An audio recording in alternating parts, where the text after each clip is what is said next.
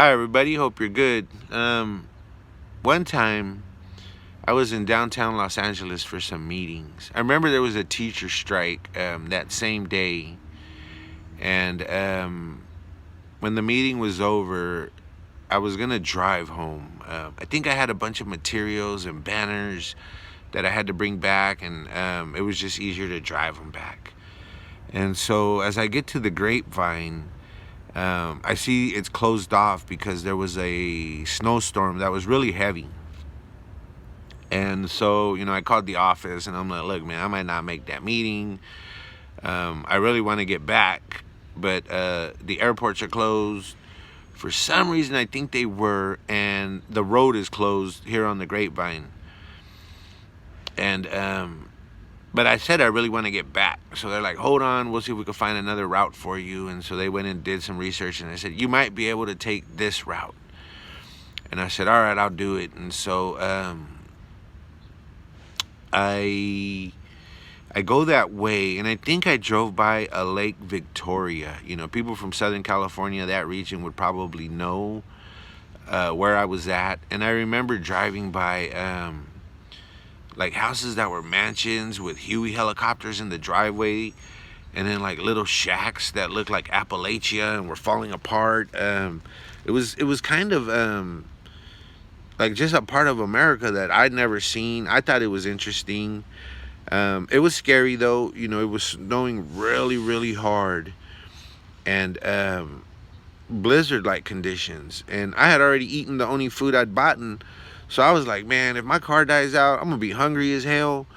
And I was worried because there wasn't a lot of people there. It was, these were desolate roads, and I remember stopping, and then the wheels spun, and the car didn't want to go, and I'm like, don't fucking stop no more, man, because you're gonna get stuck here. And then I kept driving, and I see this house that has a sign out front that says "talking dog for sale." And I'm like, no fucking way, man. I gotta stop. I do like to stop when I travel, little truck stops, see what they got. Bravo Farms along 99 and I-5 has pretty good tri-tip sandwiches. One's near Kettleman City, and the other one I think is by Fresno. Anyways, so I pull over. The blizzard-like conditions would happen for like a mile or two, and then it's just sunny. And then you'd keep driving, and you'd go back into blizzard conditions, and then you come out of them, and it's sunny, and there's no snow. It was kind of crazy.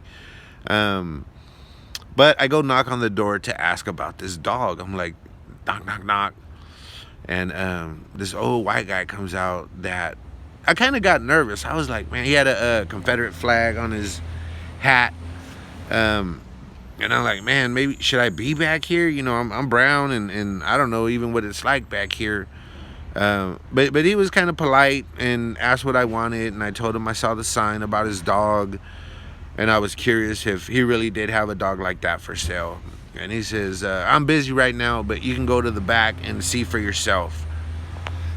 Now I'm really paranoid. My antennas are high. I'm like, man, am I gonna walk back there and get ambushed by some good old boys that don't want me in that part of the country or whatever? And but curiosity got the best of me, so I walk back there, and I see this kind of grimy looking dog, kind of just looking at me a little bit menacingly, distrustful. And I'm like, man, this is some bullshit. This dog don't talk. And when I went to walk away, I heard the dog say, hey. And I was like, oh shit, this is something else. So I come back and look at him, and he just started talking. He says, man, I know you want to know my story. When I was a puppy, I had owners that were really loving and always talked to me like I was one of them, and I was able to pick it up. And they told someone, and so the government came and took me away and started training me to be a spy dog. I worked with 3 presidents, going to meet other world leaders, and when the president would step out the room, I would listen to what they said and then tell him.